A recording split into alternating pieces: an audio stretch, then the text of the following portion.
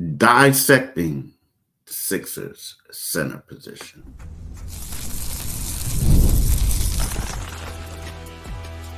You are Locked On 76ers, your daily Philadelphia 76ers podcast, part of the Locked On Podcast Network, your team every day.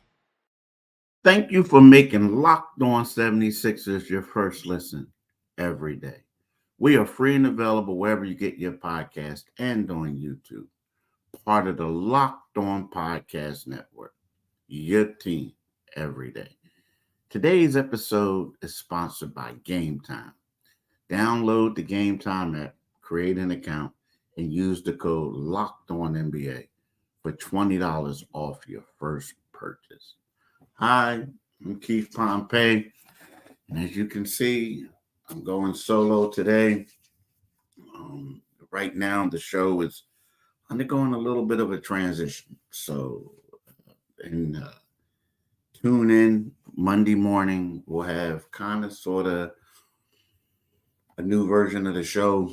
I really enjoyed working with John Mitchell, right-hand man, but as of now, John is no longer a part of the show. He and the group just, it's just we just have a different twist. So, but give John a shout out. I gave him a shout out for one thing. I'm just gonna say this before. Mitch was the guy who reported that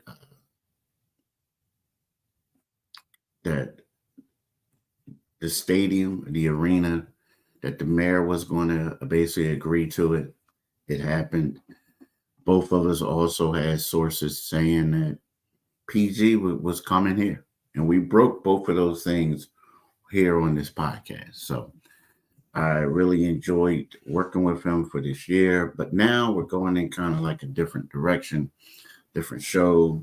He has commitments, and the show has a new up-and-coming star that I'm going to work with. So lock in on Monday. It's going to be fun. But today, right now, which is long overdue, we're going to discuss the center position. And, we all know when we look at the 76ers roster that the center position right now is the deepest. I mean, the deepest position that they have. And, and you say, what are you talking about? They only got 3 centers on the roster. Yeah, they only have 3 centers on the roster, but you have a former MVP, a 7-time All-Star, one of the league's top 5 players annually. And I say, and I'm not even being a homer. I mean, I know I'll cover him, but I feel like that when it comes down to Joel and how he is, I'm extremely, I keep it real. Like, if he struggles, he struggles. If he does well, he does well. So I will say that when he's healthy, he's the best player in the league, right? 7'2". He's listed at 280. He's probably more around 3 bills, 300 pounds. A one-man wrecking crew. Like, you can't guard him one-on-one. He's just a beast, right? Andre Drummond, coming back here. His second go around with the Sixers. I mean, 6'10", another 295-pounder, a beast on the blocks, a 2-time All-Star. I mean, come on now. Like, this is the best that they had. And then, best backup that they had, honestly. Of the Embiid era, he was the best backup they had. Now, some people may go back to Nerlens Noel.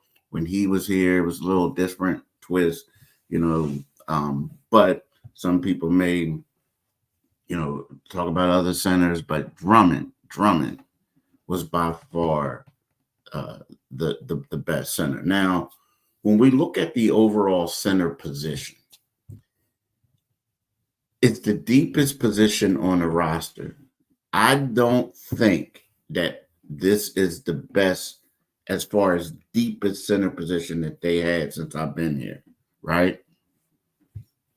I think when they had Charles Bassey as the third string center, and you had Paul Reed as your fourth center, to me, that was the deepest center position they had. Because people forget, Charles Bassey would come in, he would play certain games when people were out, and he played. Paul Reed had a little bit of change of pace to him. Like he was a center power forward, right? So you can go small ball, you can do other things with, you could get out and run with him, things like that. So, when you have that, I kind of feel like that was a good mix, right? Right now I look at it and there's a wait and see. And I like what they have. You got Joel Embiid, you have Drummond, you have Adembona. Now the thing about Adembona is he is kind of sort of, yes, in the Charles Bassey mode. No, not Charles Bassey. The Paul Reed mode. And what I mean by that is they're both undersized, but the difference is Paul Reed is probably about 6'9", 210 pounds, whereas Adembona is like 6'8", maybe 230, 220, 220 something, stocky. He is the type of guy who would be a heck of a defensive end if he was smaller in the NFL, right? A guy who could come off that edge and just deliver it, right? Whereas Paul Reed is kind of like a guy who has like small forward type skills, but he just grew up a couple inches, this and that. He's athletic. He does it. Now, both of them are athletic, but Adembona kind of sort of brings it. Like he's more of, I challenge every shot. Now, he's the type of guy that's going to get dunked on a lot, but the reason why he gets dunked on a lot is because he's challenging all the shots, right? So I kind of like what he brings. The thing is, I do think that he's the type of guy that could benefit from playing in the G League, right? Just because his being in the G League is going to give him the reps that he's probably not going to get in the NBA. However, the thing is, though, three centers, right now he's a third string center. So it's one of those things where you also going to need him as an insurance policy in case something happens, right? So that's something that Nick Nurse has to figure out. But I honestly believe if the Sixers are home, they got a home stand, and the G League team is playing at home, the Delaware Bluecoats, I could see if the G League team has a 1:00 game or midday game or what have you, I could see Bona playing in that game, then getting the call back up to the Sixers and being an insurance policy at the end of the bench, for the 76ers. But, I really like this group. I think that, like I said before, this is the deepest group that they have. And some people may argue and say the wing position, and I get that 100%. When you talk about all the players they have, but when we talk about all-star caliber guys, and you have Embiid, the MVP, right, and then you have Drummond, who's a starting level center in this league, a former all-star in this league, a guy who's going to be able to help whenever Joel Embiid needs a rest. And I don't think they'll miss a beat. I think that what we'll see is to see them utilize him the same way that they utilize Joel Embiid, of course. But at the same time, when I'm looking at it, I see that he's a starter level. What's happening is when Joel's out of the game, it's going to be one of those things where the 76ers are going to get more production from, Maxey, more production from Paul George. Not to say that they're going to be stiff when Embiid's on there because they're the big three, but meaning it's going to be more reliant on them, whereas the score produce more points. Maybe Kelly Oubre gets more points, things like that. But when I look at Drummond, he's going to be able to grab rebounds. He's going to be able to do a lot of things, and and such. So it's a really good mix. It's a really good group, and I think that it's the best center position in the NBA right now. It is. I mean, it is. And like some people may say, well, what about Minnesota? What about Minnesota? I get that. But, they got them both playing together. They're twin towers. Karl Anthony Towns is recognized as a power forward right now in that thing. But as far as backups and this and that, I think there's no better one than what the 76ers have right now.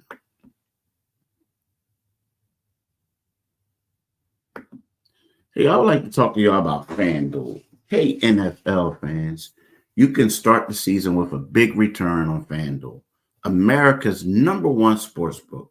So when you get a hunch in the middle of a game, you can check out the latest stats, view live play-by-play, and so much more on the same page where you place your bets. You'll get started with $200 in bonus bets guaranteed when you place your first $5 bet. That's FanDuel.com. Visit FanDuel.com to look at odds to include, and stuff like that. Do it today, people. Definitely do it today. So here's the deal. So when we talk about Joel Embiid, shout out to him anyway for just getting paid. And this is one of the things that we talked about on this podcast months ago, where we realized that Joel was going to get paid. I mean, the Sixers really, if you want to be honest, the Sixers had no choice, right? So what Joel Embiid just did is he signed an extension for $193 million. Now, it could be up to $200 million. 3 years. So Joel's going to be daggone making $70 million in the third year of that extension. Now, to me, you look at it, it's two ways of looking at this thing, right? One, there are some people might say, hey, why are they going to pay a guy who has an injury history, a guy who has yet to complete a season without an injury? I'm talking about the regular season or postseason. You know what I mean? Like, he just has not finished a campaign without an injury. Why are you going to pay him that much money when you know that he's probably going to be banged up towards the end of it? The answer is simple. They had to. I mean, literally, they had to. When you look at Joel Embiid, like I said, he's arguably the best player in the league, right? I mean, when Joel Embiid, there's no one who can defend him when he's healthy. In addition to that, it's kind of sort of like, how the last couple summers have gone. People are like, oh, is Joel going to be unhappy? Is Joel going to be asked to be traded? Is Joel going to leave? No, you got to lock him up. Especially the thing is, you just don't want Joel not to give him the money, and you just don't want Joel to say, hey, I'm walking, and you don't get anything from it. I mean, look at the Paul George situation, right? PG, the Clippers. One of those things where he didn't have an extension. He had a player option. They tried to give him one, but he didn't want what they wanted. He felt like they lowballed him. So what happened? He wanted out. The Sixers swooped in, gave him the 4 years, $212 million. What did the Clippers get? Nothing. So you gotta have a guy under contract, right? And then secondly is just one of those things that I also believe that if Joel Embiid is the best player on the team, you have to reward him like he's the best player of the team, right? Some people may not agree with this, but when you look at it, you say, okay, I just gave Maxey the bag. Rookie Max, not rookie extension, but he got it, or extension. You got a new contract, right?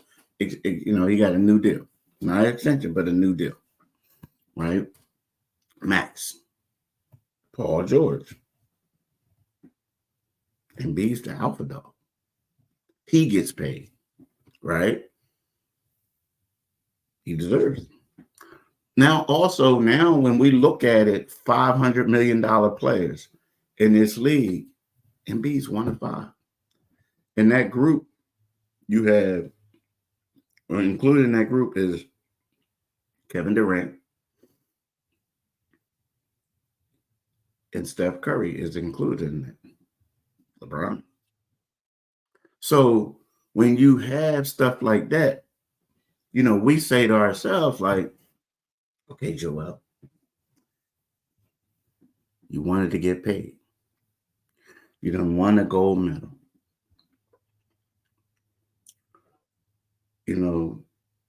Everybody knows you that guy.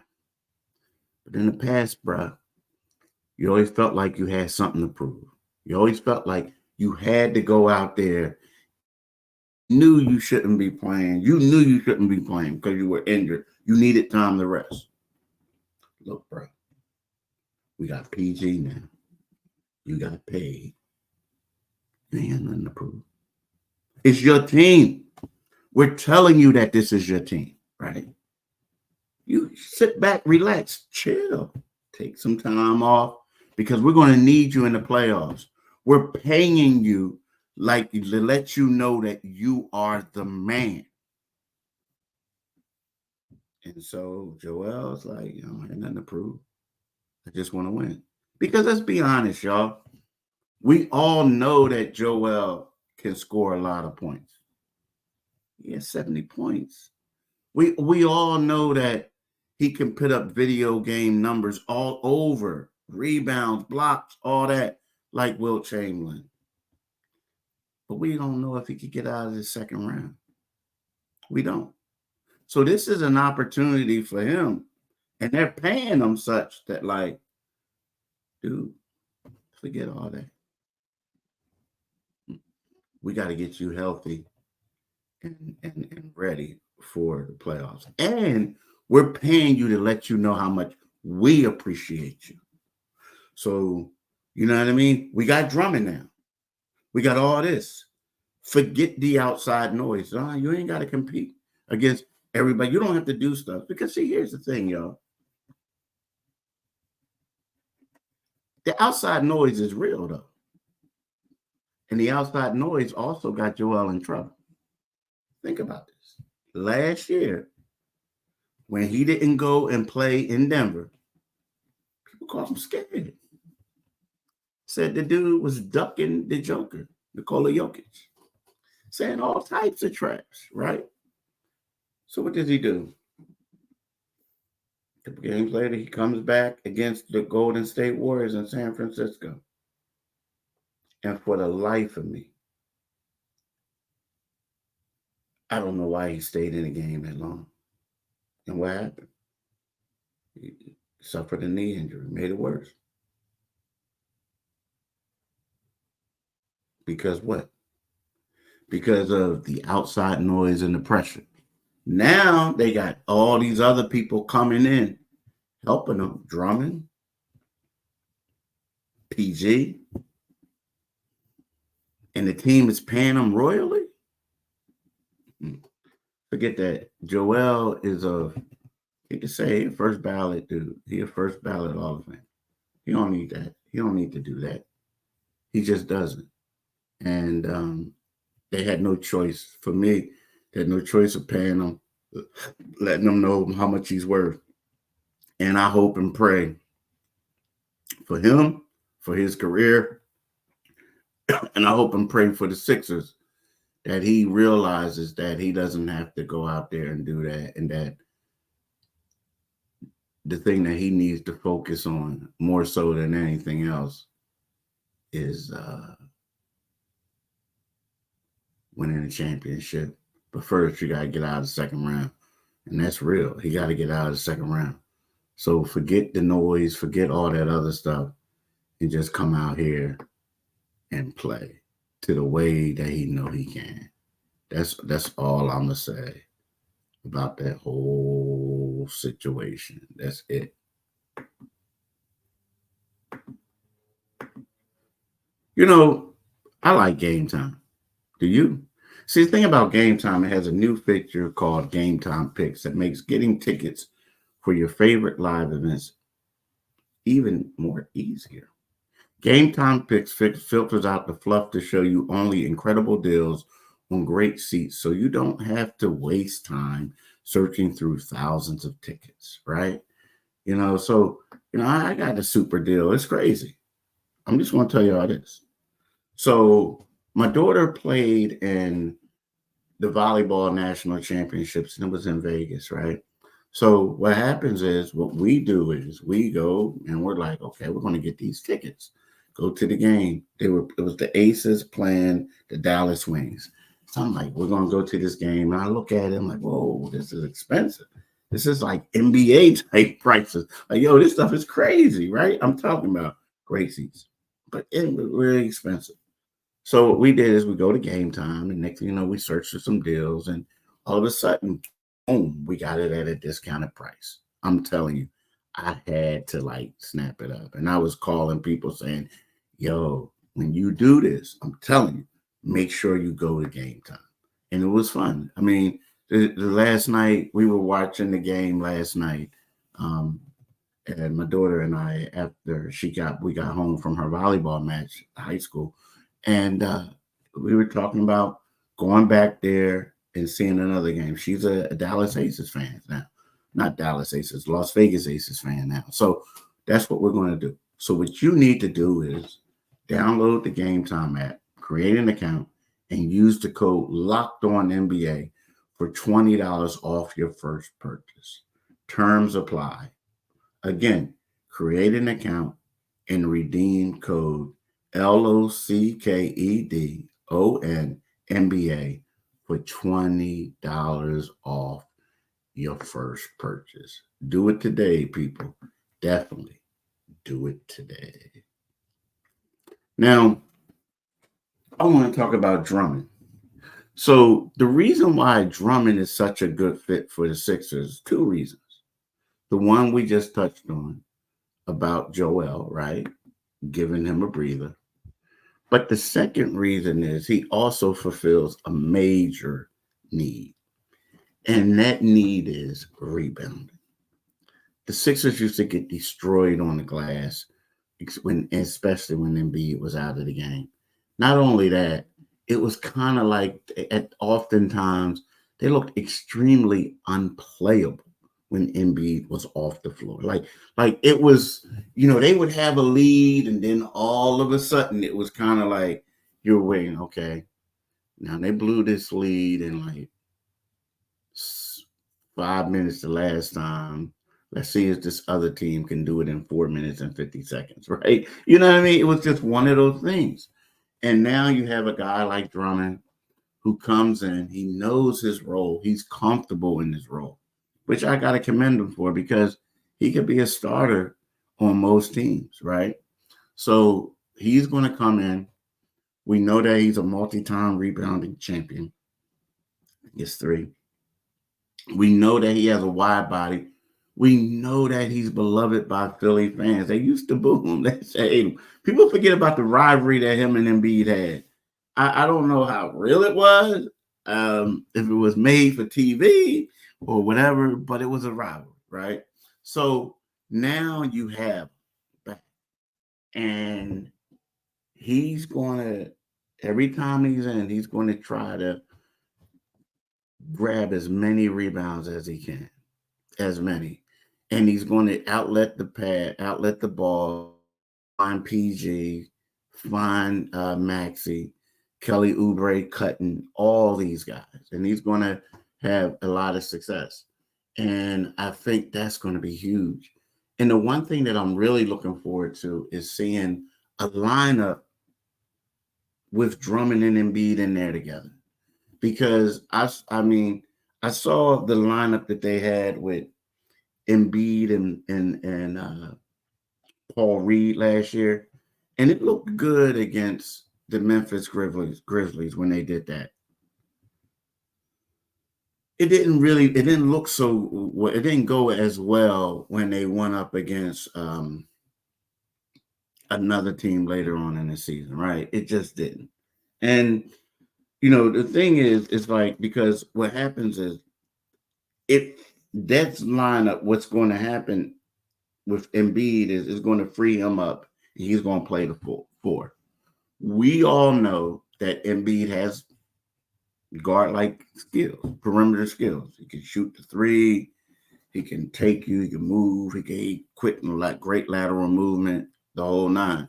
So he can stretch the floor a little bit. But with him out there, you need somebody that's going to be a beast on the block, somebody who's going to grab rebounds, somebody's going to do the dirty stuff. And that's Drummond, really.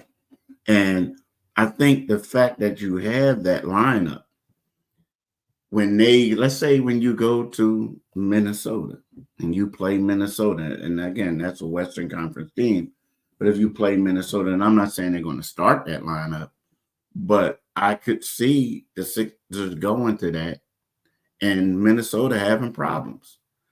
I can, because, you can say, okay, well, what we're going to do is we're going to take Rudy, prime example. They'll say, okay, we'll take Rudy Gobert because we know Cat can't guard Embiid.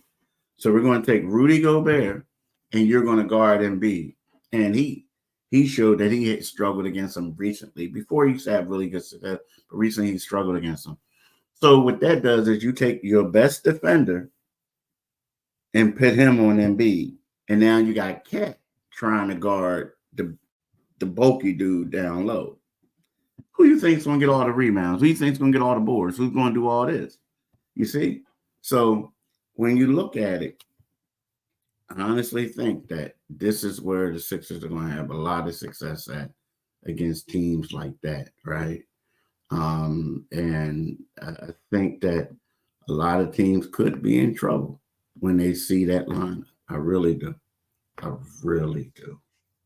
But look, y'all, I want to thank y'all again for making Locked On 76ers your first listen. Now for your second listen, go find Locked On NBA, where local experts keep you updated daily with the biggest storylines ahead of the season. Find Locked On NBA on your YouTube or wherever you listen to podcasts. And again, just want to say I miss my man working with John Mitchell.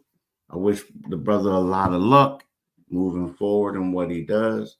But I'm also excited about what we're going to do, and make sure that you guys tune in on Monday for the new look, Locked On 76ers podcast.